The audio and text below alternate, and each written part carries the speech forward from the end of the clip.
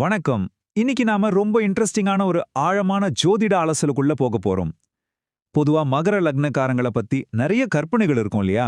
ஆனா அது எல்லாம் தாண்டி ஒரு மலை மாதிரி அசையாத ரொம்ப ஆழமான தன்மை கொண்ட இந்த மகர லக்னத்தோட உண்மையான பலம் என்னன்னு தெரிஞ்சுக்கலாமா? வாங்க நேரா விஷயத்துக்குள்ள போலாம். இந்த லக்னக்காரர்களோட ஒட்டுமொத்த வாழ்க்கையும் ஒரு 5 முக்கிய பிரிவுகளா நாம பார்க்கலாம். அவங்களோட மனநிலை, தொழில், உறவுகள், உடல் நலம், அப்புறம் ஃபைனலா அவங்களோட பலங்கள் மற்றும் பலவீனங்கள்.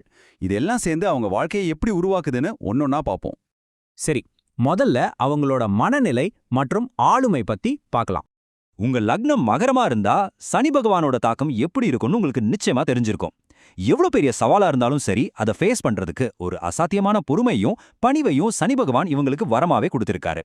மெதுவா அடி எடுத்து வச்சாலும் எவ்வளவு பெரிய மலை உச்சியையும் இவங்க ரொம்ப உறுதியா அடைஞ்சிடுவாங்க. இவங்களோட செயல்பாடுகளை கவனிச்சிங்கன்னா ஒரு விஷயம் நல்லா புரியும். இந்த கனவு உலகம், சடனு வர்ற எமோஷன்ஸ், இதெல்லாம் இவங்களுக்கு செட்டே ஆகாதுங்க. எப்பவுமே ரொம்ப பிராக்டிக்கலான, தர்க்க ரீதியான யதார்த்தத்தை மட்டும்தான் இவங்க நம்புவாங்க.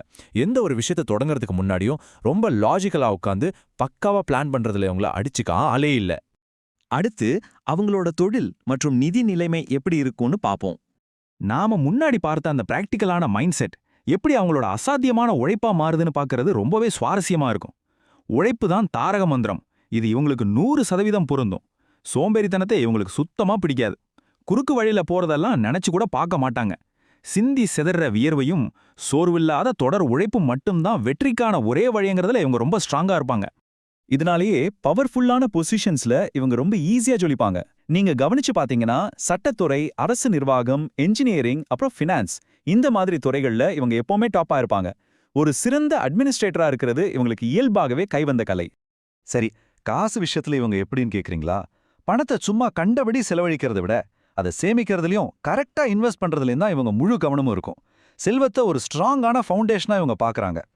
இப்போ ரொம்பவே இன்ட்ரெஸ்டிங்கான 3வது பகுதிக்கு வருவோம். சமூகம் மற்றும் தனிப்பட்ட உறவுகள்.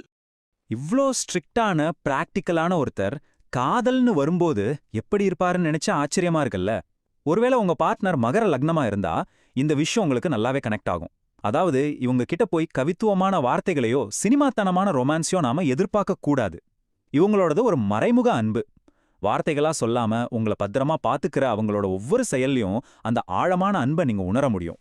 குடும்பமோ நண்பர்களோ இவங்க தான் அங்க ஒரு பெரிய தூண் மாதிரி இருப்பாங்க.